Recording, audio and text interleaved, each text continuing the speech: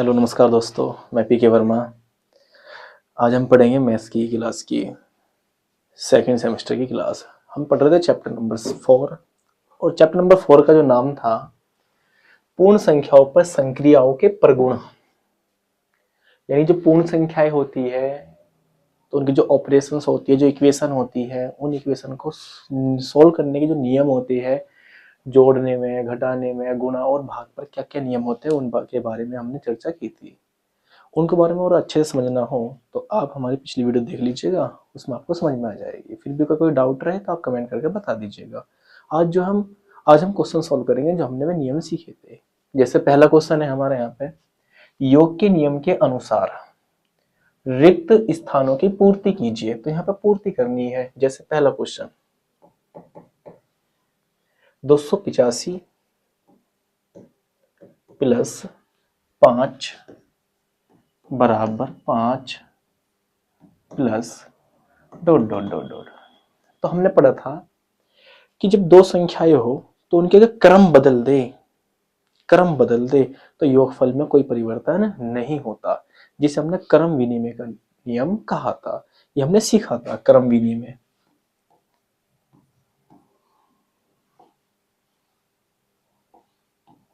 क्रम विनिमय हमने क्या सीखा था? अगर दो नंबर है ए और बी, इनका योग कर रहे हैं तो इनका योगफल वही रहेगा अगर हम इनके क्रम बदल के योग जोड़े। यानी कि बी पहले लिख ले फिर ए को, तो बी प्लस ए करे। तो अगर इनके क्रम चेंज कर देते हैं तब भी योगफल सेम ही रहता है। इसे कहते हैं क्रम विनिमय। तो क्रम विनिमय के बारे में देखें तो यहाँ पे एक क्वेश्चन यही करने है हमें, क्रम विनिमय के पालन करना। और एक नियम हमने पढ़ा था सहचर्य नियम।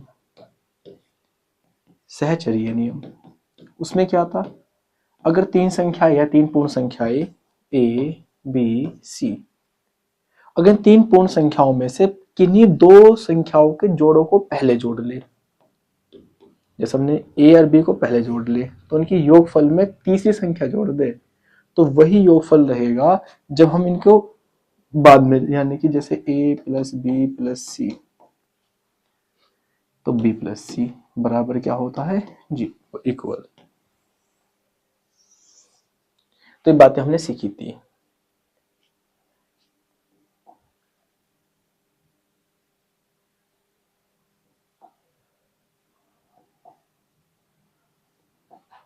प्लस सी, यानी कि सहचारी नियम ये कहता है कि यदि दो संख्याओं के जोड़ों को पहले जोड़ ले, बाद में तीसरी संख्या जोड़े, चाहे इस तरह से बाद वाली दो संख्या को जोड़ के पहले वाली संख्या जोड़ दे, तो योगफल हमेशा बराबर रहता है।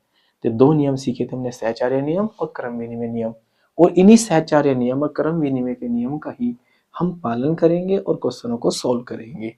जैसे ये रहा हमारा क्वेश्चन, तो सीधी सी बात है, यहाँ पे अगर हम बात करें तो यहाँ पे आएगा क्या? तो यहाँ पे 285 प्लस 5 है तो 5 पहला आ गया, अब 285 चल जाएगा बाद में। This is answer. दूसरा क्वेश्चन देखो, दूसरा क्वेश्चन में क्या है? दूसरा क्वेश्चन है 3215 प्लस 629 बराबर है, सॉरी अभी प्लस भी है, प्लस 145 बराबर 3215 प्लस 145। अगर देखा जाए तो ये कौन से नियम का पालन कर रहा है? सहचार्य नियम का। तो सहचार्य नियम में क्या था? अगर तीन संख्याएं है तो उनमें से कोई सी भी दो संख्याओं को जोड़ लो, बाद में तीसरी जोड़ लो। ऐसे यहाँ पे ये दो संख्या जोड़ लो, बाद में तीसरी जोड़ लो। तो इसको 325 यहाँ, 325 यहाँ, तो यहाँ पे क्या रहेगा? 629 आंसर।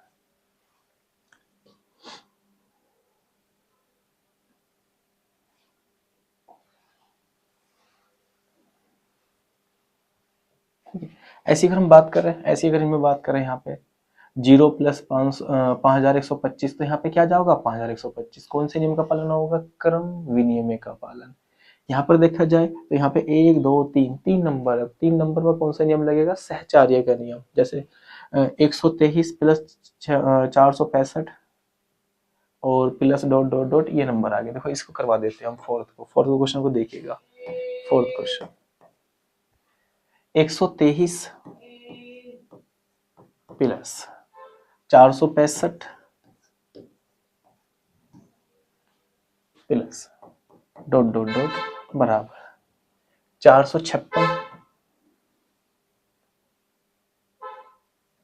देखो यहाँ पे मिस्टेक होगी 123 500, ये जो 456 है 456 ना होगा 465 ही लिखना।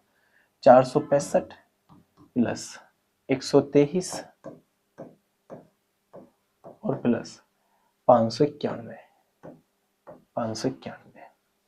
अब देखो यहाँ तीन संख्या आ गई, जब भी तीन संख्या आ जाए तो वहां पर कौन सा नियम लगेगा? सहचार्य नियम। तो सहचार्य नियम लगा दो। सहचार्य नियम क्या था? अगर दो संख्याओं के जोड़ों को पहले जोड़ दे बाद में तीसरी जोड़ दे, यानी कि सहचार्य नियम हमारा ये था a प्लस बी प्लस सी बराबर a प्लस बी प्लस सी। अगर हम दो जोड़ों को जोड़ दे a प्लस बी जोड़ के फिर c जोड़ेंगे तो हम b प्लस सी जोड़ के a भी जोड़ सकते हैं, तब भी योगफल वही रहता है। ऐसी यहाँ पे रहेगी बात। अब देखो 465 है, 123 से क्या नहीं है 591 नहीं है, तो यहाँ पे कौन सा आंसर आएगा? 591 आंसर। बस यही करना होता है इस वाले क्वेश्चन में। अगला क्वेश्चन देखो, अगले क्वेश्चन देखो।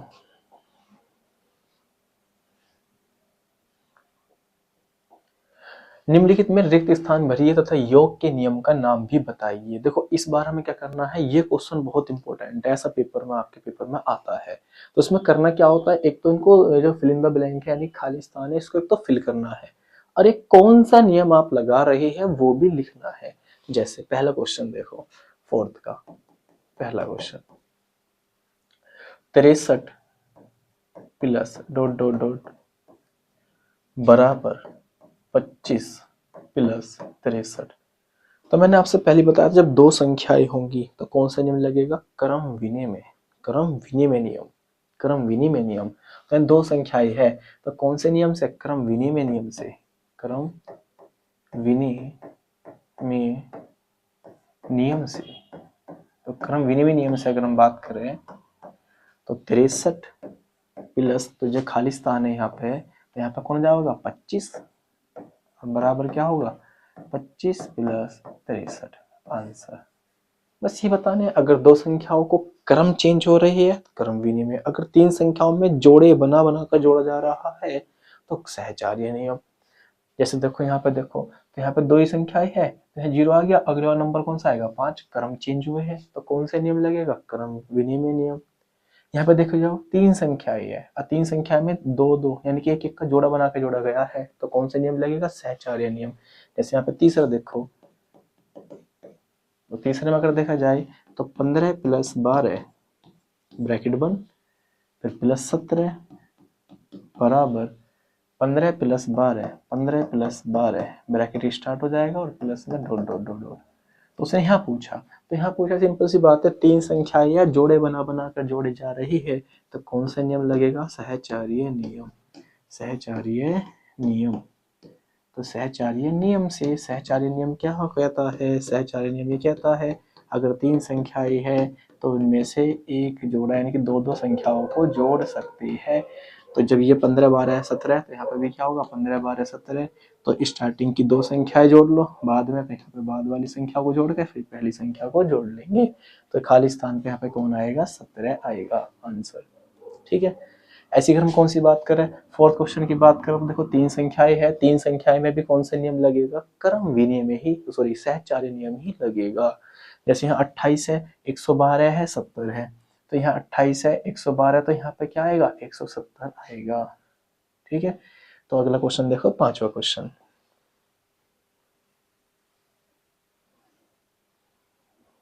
पांचवा क्वेश्चन में क्या कर रहा हूँ?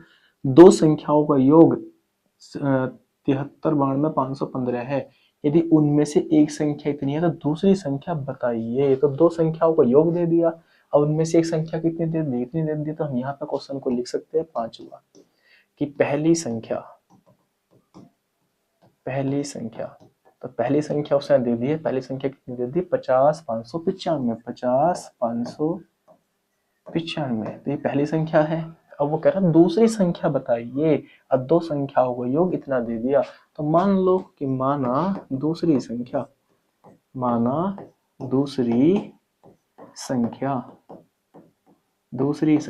x है, तब तब तो तब हमारे पास क्या दे रखा है, यहाँ पे दो संख्याओं का योग दे रखा। तो पहली संख्या प्लस दूसरी संख्या का योग कितना होगा इतना, तो हमें दे रखा दो संख्याओं का योग,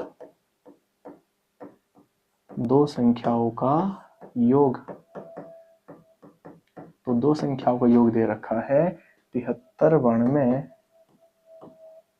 517। तो दो संख्याओं का योग, तो पहली संख्या हमारी, तो इसे हम लिख सकते हैं इस तरह से, पहली संख्या प्लस दूसरी संख्या,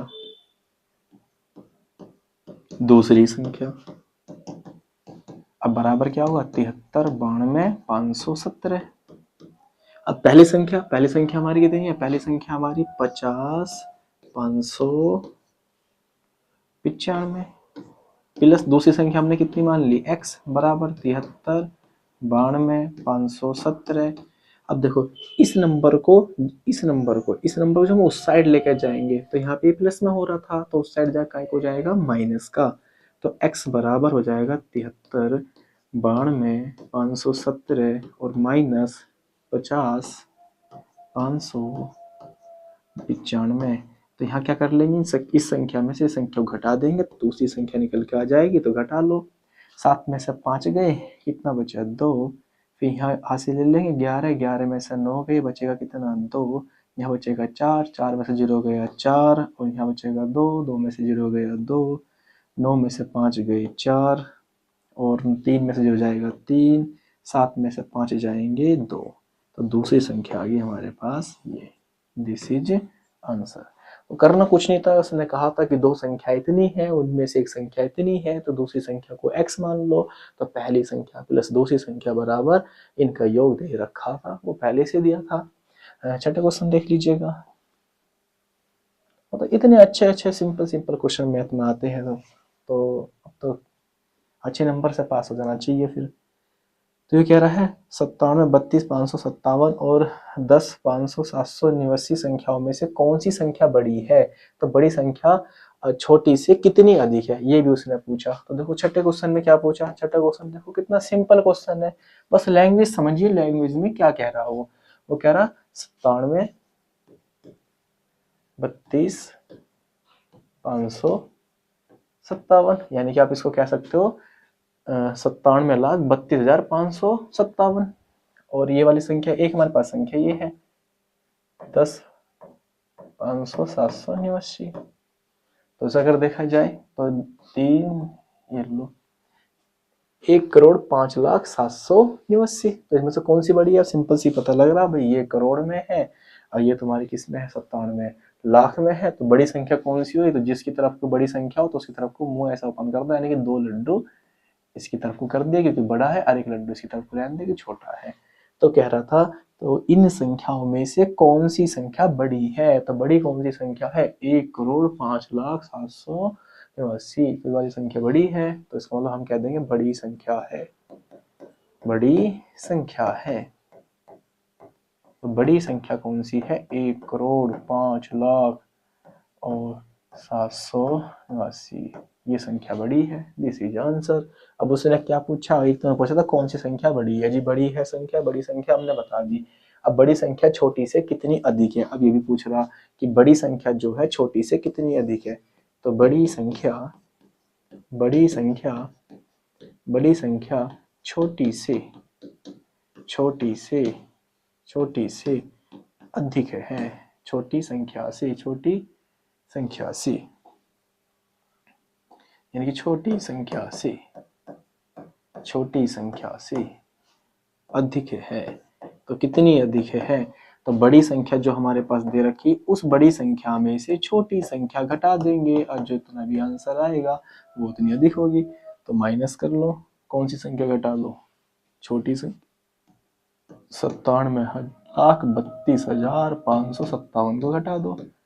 अब घटा लो तो 9 में से 7 गया कितना बचेगा 2, 8 में से 5 गया कितना बचेगा 3, 7 में से 5 गया कितना बचेगा 2, फिर यहाँ से 80 ले लेंगे, 10 में से 2 गए कितना बचेगा 8, यहाँ बचेगा 9, 9 में से 3 गए कितना बचेगा 6, यहाँ बचेगा 4, यहाँ से 80 ले लेंगे, 14 में से 7 गए कितना बचेगा 7, फिर 9, तो ये आ जाएगा इसका आंसर।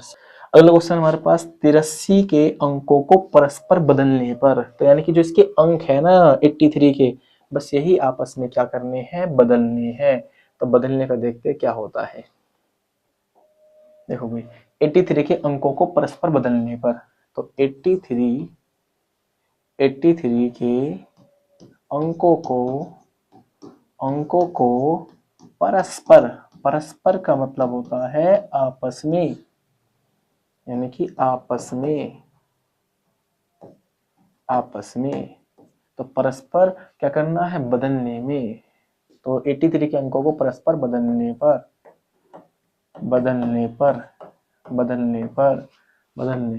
प्राप्त नई संख्या, तो प्राप्त नई संख्या, तो संख्या कितने जाओगी 3, 8, अंक को बदलना, इकाई का अंक दहाई में बदलना, दहाई का अंक इकाई में करना।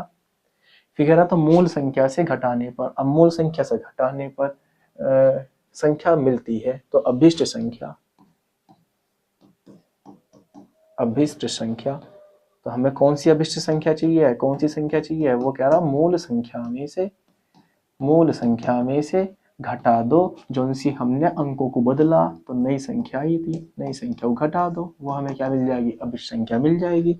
तो मूल संख्या हमारी कितनी थी 83, और नई संख्या हमारे पास कितनी 38, तो घटा लो, 3 में से 8 नहीं जा सकते, इधर से हासिल ले लेंगे, तो 3 का 13 हो जाएगा, 13 में से 8 गए, 5 बचेगा, यहाँ बचेगा 7, 7 में से 3 गए 4, तो कितना अंतर आएगा 45। तो ये था हमारी आज की क्लास का क्वेश्चन। ठीक है, तो ये थे जो हमने चैप्टर नंबर 4 यानी कि पूर्ण संख्याओं पर संक्रियाओं के जब प्रगुण पढ़े थे, तो उनसे क्वेश्चन कैसे आते हैं, सहचार्य नियम कैसे लगाया जाता है, क्रम विनिमय नियम कैसे लगाया जाता है, उन पर हमने क्वेश्चन सॉल्व किए थे। ठीक है।